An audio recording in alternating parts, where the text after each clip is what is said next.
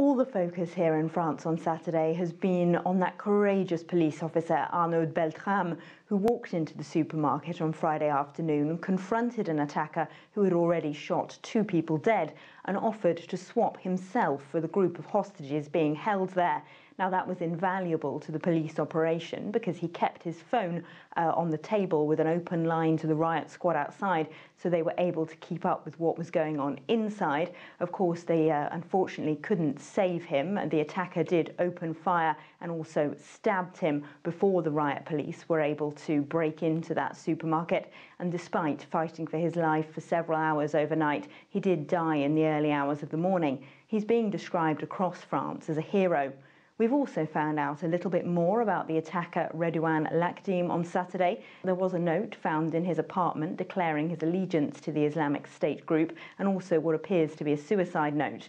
We do know that he was on a terror watch list, that he'd been followed by police in 2016 and 2017, that he was also known to them as a small-time drug dealer. He'd done a short prison sentence last year.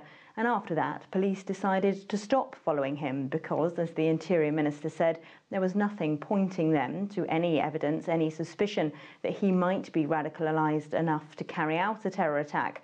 He was on a watch list, but there are about 11,000 people on that list, so it simply illustrates the real difficulty for the French police in working out who in that group is really dangerous and who isn't.